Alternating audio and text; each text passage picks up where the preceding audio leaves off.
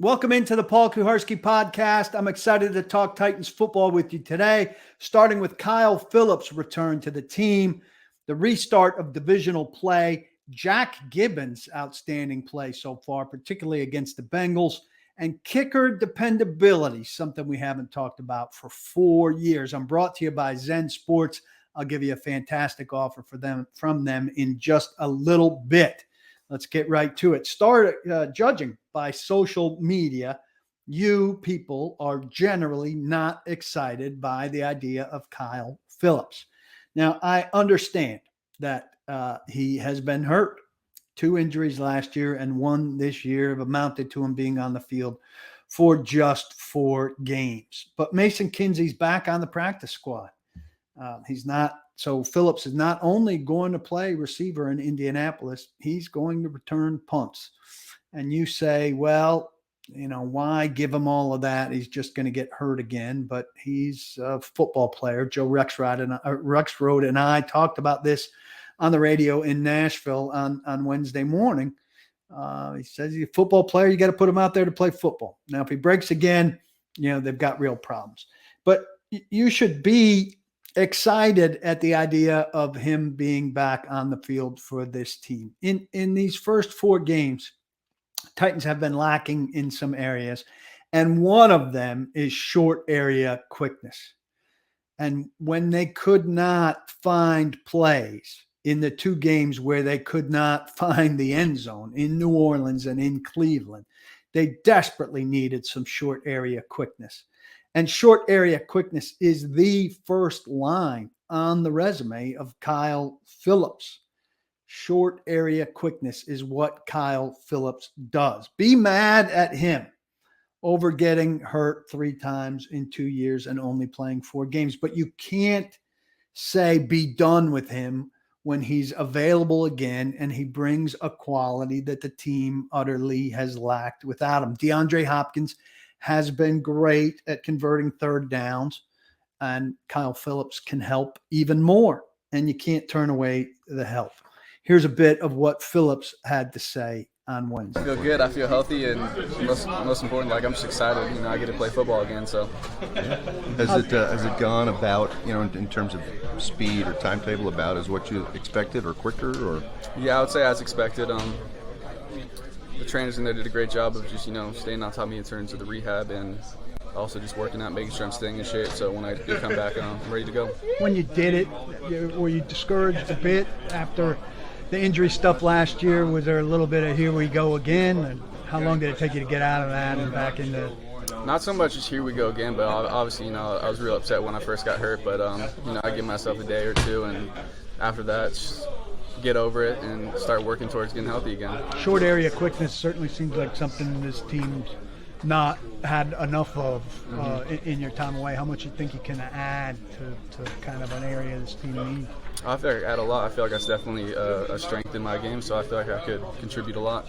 Do you get any sense, Kyle, as to whether you'd be ready to go as early as this week? Or yeah, I'm go out there, practice like I'm going to play, and then at the end of the day, it's up to the coaches. So. Yeah. I think, he's got a chance to be a home run addition. I understand your hesitation. If he stays healthy, there are legitimate reasons for the expectations. And I know a lot of you don't want to hear about it, but it's the truth. The AFC South. Titans are 72.2% in the division from 2020 to present. 72.2%. 5-1 against the Colts, 4-2 against the Jaguars, 4-2 against the Texans. That winning percentage is the 3rd best for any team in any division in that span. The Chiefs are 82.3% against the Raiders, the Chargers, and the Broncos in the AFC West. The Bills are 80% against the Patriots, the Dolphins, and the Jets in the AFC East in that span. What's the common thread? Well, first off, the Colts and the Texans and the Jaguars have not been very good during this span of time. But Derrick Henry has been very good during this span of time, and he's been very good against those teams. 15 games for him against the AFC South in that time. He missed some when he suffered a Jones fracture in his foot against the Colts. 48.2% of his yards in those 3 seasons came in those 15 games against those 3 division rivals. 4 of his 6 200-yard games came in that span to go with 16 rushing touchdowns. Pretty damn dominant, and a pretty good answer to why the Titans have had the run of play against these 3 teams over those 3 seasons. They need to pick that up and run with it. They lost, obviously, 2 to the Jaguars in their downfall last season that lost them the division. Henry's the biggest element here. The Colts are better than I thought. They came back from a big deficit against the Rams last week and then lost to them in overtime. But they've got wins at Houston and at Baltimore, the Baltimore game in overtime against the Ravens. Arden Key said he knows the Titans are going to get the best from a team that's lost 5 straight to Tennessee. The running back luck is over for the Titans. They missed Alvin Kamara in the opener. He was suspended. They missed Austin Eckler in the second game with an injury. They missed Nick Chubb in the third game after he suffered a terrible injury. But Jonathan Taylor returned to practice on Wednesday for the Colts after a 4-week IR stint and some ugly politics between he and his team over a contract situation. But the expectation is he's going to play on Sunday at Lucas Oil Stadium, and that will be the best running back the Titans have seen so far this season. Mike Vrabel said, despite the fact that there's a new coaching staff, the Titans have seen every variety of run that Taylor can do in a game. It's Anthony Richardson, the new quarterback, who is running a lot of RPO variations and keepers off of that stuff. That is the new element that the Titans have to figure out there. And that's a new layer of danger in combination with Jonathan Taylor. That's going to be very interesting to watch. And from a Titans fan perspective, probably pretty frightening to watch. Zen Sports, as you see up over my shoulder, is a primary sponsor of this podcast. Listen to this sweet deal. If you are not a member of my site, here's how easy it is to get a free year's membership. Go get the Zen Sports app. Sign up using my code, capital letters, TN Paul. Then you make a $10 bet, and off of that first $10 bet, you get a free 1-year membership to paulkuharsky.com. Costs $5.99 a month, but not for you. Free membership. You get everything I write. You get video chats, one during the week, one from the press box after the game. You get Mike Herndon's weekly column. You get Blake Bedingfield preview and review from a scouting perspective. You get a slot in our private Facebook group. You get 5% off at Tennessee tickets and everything else that comes with being a member. It's a phenomenal deal. You get 5% back of everything you bet in the first 15 days, and you get up to 3% back in cash from Zen Sports every month, at the end of every month. Outstanding deal. Zensports.com. Use TN Paul. If you're an existing member and you deposit $250, they'll give you another $250 in cash. Outstanding stuff. Use code TN Paul at Zen Sports. No reason not to do it. Jack Gibbons was viewed not just by me, but by a lot of people, but I'll talk about me. I judged him as the absolute weak link on defense. Smart guy, going to show up in the right spot almost all of the time, but how quickly can he get to the right spot? He's not a great athlete, and you need in this day and age to be pretty athletic to get to spots, to slow down tight ends and running backs, to keep up with people in coverage, or to get up in a run front. He's obviously benefiting, as is Azeez Al-Shaair, from the great run defense being played in front of him, largely by Jeffrey Simmons and Tier Tart. But the professor, as Mike Vrabel nicknamed him back in his first training camp last year, is no weak link right now. He's playing really good football. Alas, he's been so good with his smarts and his positioning that no one is really putting him in a spot where whatever he's lacking in athleticism is coming back to bite him. He was so good against the Bengals, and he's been better than solid all season long. Next to Azeez Al-Shaair, Gibbons played 72% of the snaps, which is a much bigger share than I would have estimated the second inside linebacker would have played, no matter who he was. Part of that may be Elijah Molden was out for a game there, but that's still a really big share. He's not been a liability against the pass, which I would have predicted he would have been. So my forecast was way off here. And we've got to simply commend the guy. He's been terrific. He's really worthy of applause. I hope for the Titans' sake, he can keep it up. And as an undrafted guy in his second year, he's been a real revelation. I talked to Al-Shaair about him. Man, he's been doing a really good job. Just like I talked about earlier, the communication has been on point. He's making plays in the right spot. I love playing with him. He's doing a really good job. He's not the fastest guy on the field, but he makes up for it in smarts. It's kind of his reputation. Mm-hmm. He tend to be in the right spot all the time.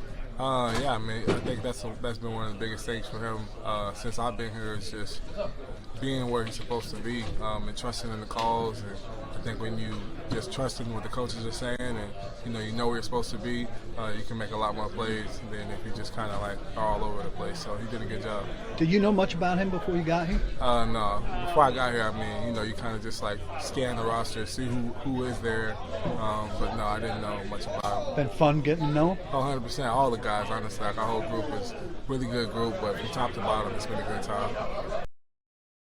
Azeez is a terrific guy. He's been a terrific addition to the locker room. And Gibbons is also a terrific guy. He's easy to talk to, I think, really self-aware. And I think it translates to the way he's played football for this team. So a bright spot at what many of us I think agreed was a weak position. Let's talk about kickoffs. One of the sexiest things there is in football is a kickoff. Who doesn't like to watch a kicker approach the ball and send it often to a touchback or to a return that gets to maybe the 25-yard line? Sexy, sexy stuff. Look, the Titans have had way, way, way too much uncertainty for way too long at the kicker spot.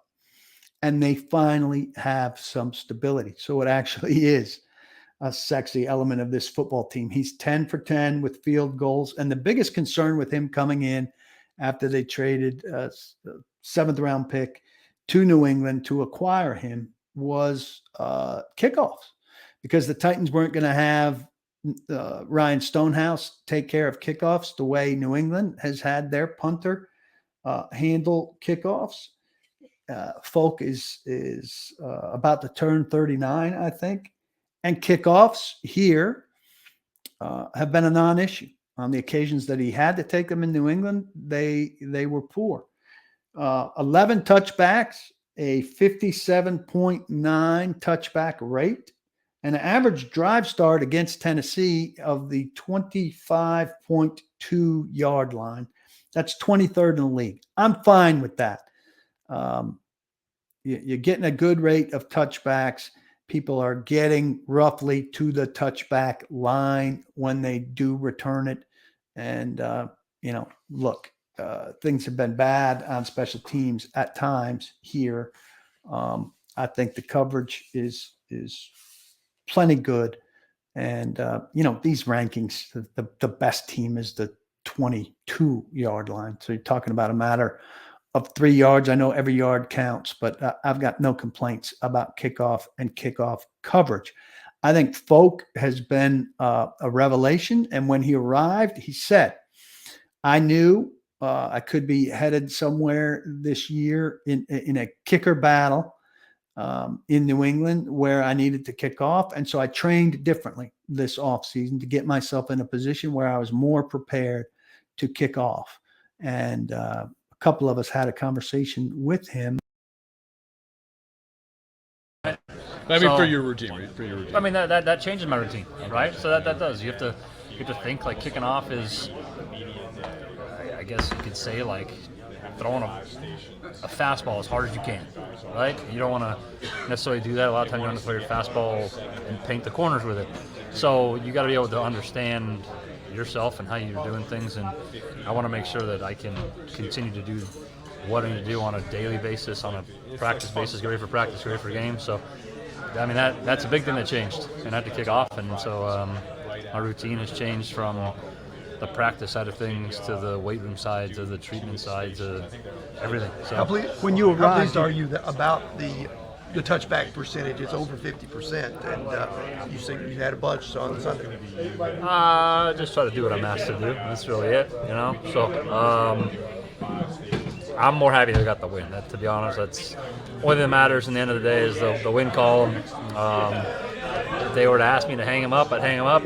They're asking me to hit him deep. So I just do what I try to do and do what they ask me to do, and try to do the best of my ability. when you got here, you said your off-season workouts changed to get ready for the to kick touchback. How much that obviously worked? It seems like. How pleased are you with what you did in the off-season there? Yeah, I mean, I think a lot of it was putting a focus back into kicking off where New England didn't have to do that. I had to be ready to hit the specialty kickoffs and maybe do a kickoff here and there, not to major in it, let's call it. So that was the focus this offseason, was to get better, to get back into that, and a lot of that was just extra time on the field, extra work, refining the technique, refining the little nuances that go into kicking off versus kicking field goals. And then, being ready to do it at 38 years old. I'll be 39 in a month, so continue to keep my body in shape for the rest of the season, for continuing to play. And I think that's a big thing, is just to continue to do that and work to get better. And so I started that preparation whenever I started my off-season training. I don't even remember.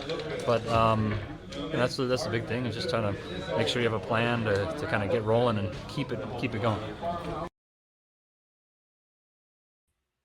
So, I think a lot of people still probably think it's easy to go find a kicker. The Titans have proven over the last 4 years, at least for them, it's not been. And I think they can learn a lot from this area. It's kind of a microcosm, if you will. They didn't dedicate enough resources, effort, attention to the spot since Ryan Suckup tried to come back from his knee injury in 2019, and they were a mess for 4 years at the spot. There's no guarantee that Nick Folk continues doing what he's doing, but he's clearly a very capable kicker. Here they identified a veteran, judged him to have more leg strength than he had needed to show in New England on the touchbacks where he wasn't kicking off, dealt a future 7th rounder for him, and solved the damn problem. We can say it's an easier hole to fill than a lot of other holes that they might have, but it hadn't been, again, for 4 seasons. And they should learn from how they found Nick Folk and fixed a problem.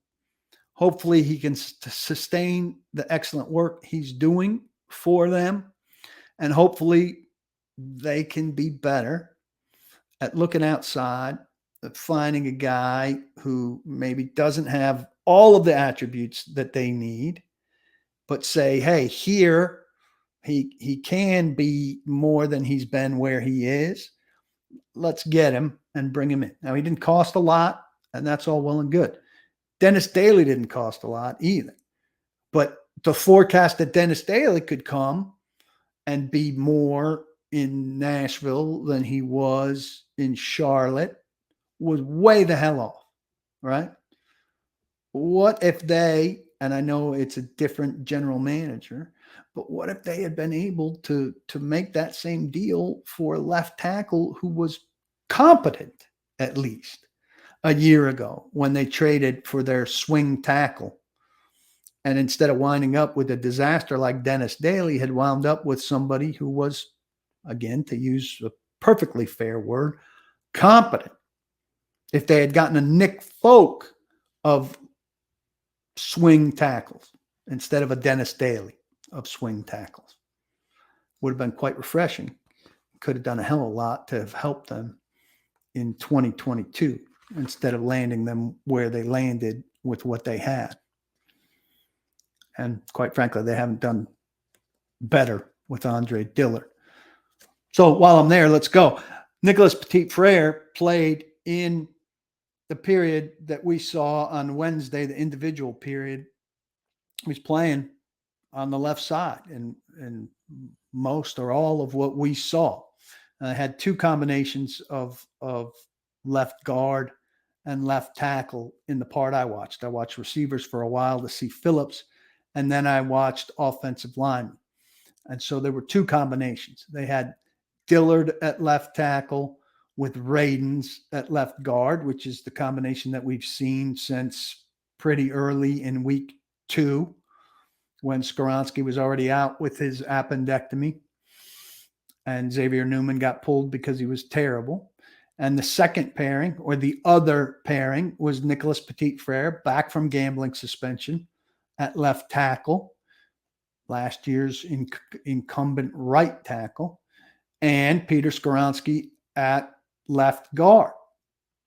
Now, don't know what that means exactly, doesn't guarantee a change by any means. Haven't seen who's, lining up with first team, and we won't see that. But at least lends some credence to the idea that a change could be afoot. Well, the Titans could have a new left side to their offensive line in Indianapolis. If Skoronski makes it through the practice week, and there's no reason to believe he won't, he'll be back at left guard. There's no indication that he's going to tackle, which is one of the options a lot of people were rooting for here in a change. So does the left tackle change?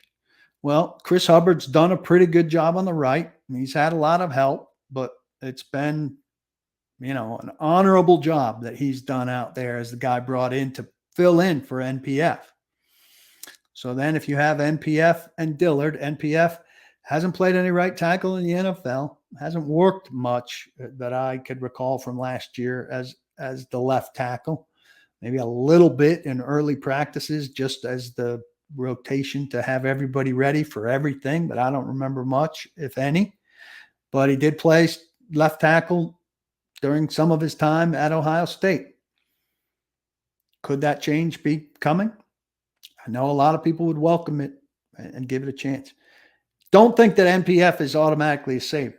Will very well be better than Andre Dillard, which isn't a hard line to step over. But, was not terrific last year, showed promise and progress, but, wasn't widely talked about because we were so busy with Daly, who was terrible, and with Brewer, who had a rough time at left guard, now doing better at center. NPF did not look good during training camp and in the preseason when he's playing lower down the pecking order because they knew he was going to be suspended for the first 6 games, which got reduced to 4 games in a completely unfair change of the rules after he served more than the 2 games, which it would now be a suspension for. So we'll be keeping our eyes out on that. Has Andre Dillard played his way out of the lineup? Sure seems like he's worthy of being out of the lineup. But the Titans are not generally quick to change. And I would agree that a month is not quick, but it's not their style. So we shall see. Also a sponsor of this show is Jasper's, a fine restaurant and bar on West End Avenue between downtown and Midtown. Great drinks, great food, great time. Go there, play free pop-a-shot, air hockey, bunch of fun games. free of charge while you wait on your food. You can play with your kid, you can play with your date, you can play with your spouse, or you can sit around, have a nice conversation while you wait. You can park for free, which is a huge bonus for any place anywhere near their neighborhood. Menu's excellent. Cuban sandwich, bolognese, two of my favorites. Have anything you want to drink. Great place for a business lunch, family dinner, date dinner, anything you like. Place is incredibly versatile, like the players that the Titans favor the most. Can't recommend it highly enough. Get off your keister. Head over to Jasper's on West End between downtown and midtown. Some notes that I wanted to cover here. Anthony Richardson has a 5.7 yard rushing average on 23 carries. That's 3 more carries than Tajay Spears has for the Titans. He's a little bit better at 6.1 yards per carry. But there are plenty of designed runs for Richardson, who's going to be a problem for the Titans. Now, as a quarterback, he's as many of us suspected he would be, especially early. He's awfully inaccurate. He's completing 56.9% of his throws. The Titans stopping the run has a whole another additional element to it, with Taylor due back and Richardson running designed runs. Got to stop that run, and you've got to make Richardson throw because he's so undependable. And inaccurate. Make him throw, and keep track of him because he's able to scramble, obviously, as well. We talked about NPF there. I'd be curious what people would vote for there. I think everybody wants Dillard out of the lineup. And Braden's is obviously out of the lineup. And I don't think Braden's is a good alternative to go to tackle. His pass blocking has been roughly as poor. His pass blocking has been roughly as poor as Dillard's. And so I think Braden's best serves this team as the first man off the bench, given what the roster looks like right now. The Titans are 11-2 in October since 2020. That's a winning percentage of 84.6, and it's the NFL's best. The losses. Anybody got guesses on the 2 October losses? How's your memory? I have no memory. I could have told you one of them. October 3rd, 2021, at the Jets in overtime to Zach Wilson, his first win as an NFL quarterback. Wins are not a quarterback stat. He led his team to a victory. Matt Amendola with a 22-yard field goal in overtime. The other Titans October loss since 2022, October 25th, 2022, to the Steelers at Nissan Stadium, down 27-7. The Titans rallied in the fourth quarter. If I'm not mistaken, A.J. Brown had a long touchdown, maybe 73 yards. Derrick Henry had a touchdown run, but he could not get, the Titans could not close and get there. I think both of those games, not positive about the Jets, ended 27-24. So the Titans, 2 3-point losses in October as they've gone 11-2 since 2020. Can they keep up a great October month? It starts at Indianapolis on Sunday, and then they're going to London for a home game against the Ravens that will be a big challenge. The tight end blocking was so much better against the Bengals. It seemed like a motivated group that had really been challenged to do better. Chigakonkwo said, "We definitely got into them." He told me he remembers when he finally had the game that everything clicked for him and that it made him a lot looser and got him a lot more opportunities. We can see a similar path now, presumably, for Josh Wiley, who was really lost in the preseason and looked like he was just underwater. And I thought it might take him until at least midseason to kind of surface from underwater and catch his breath. He had a good game on against the Bengals. Caught the touchdown pass from Derrick Henry. Had a big pass from Tannehill up the middle when they had 3 passes in a row that really got them going offensively, and made some blocks. Had an aggressive mindset and was a better blocker at this stage than I thought he would be. Trevon Wesco, who had not played well, said he trusted his training. He hadn't been down on himself, and he figured that hard work would pay off eventually. Very much reciting Vrabel mantras there, and got some results. I asked Ryan Tannehill about Josh Wiley's breakout game and the tight end blocking in general, which now includes Kevin Rader in the group. Here's what Tannehill had to say. Yeah, I'd love to see Josh build on Sunday. Made some plays for us.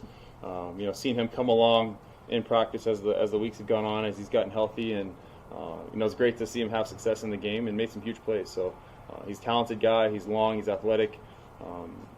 If we can get him the ball, it's going to be a good thing for us. You think the tight end blocking took a big step on Sunday and showed where it could really get? Yeah, I think our blocking as a whole, took a step forward. You look at what the tight ends did, what the offensive line did, had receivers finishing down the field. It was more of the way we want to play as far as physical finish. Just being a team that's going to play until the whistle and finishing those blocks down the field, trying to keep the ball carrier clean all the way down the field. You look at this team, they were playing a team that's going to try to hunt the ball. You see them punching at the ball, raking at the ball. So it's going to be crucial that we can keep our guys off of the ball carrier and finish those blocks.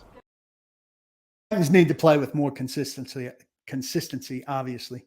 Consistency week to week. It starts there with the blocking, not just from the tight ends, but like Tannehill was talking about, across the board. They've got to play block better for the offense across the board. That yields dividends from Henry. It yields dividends from Tannehill. And it keeps them both healthy.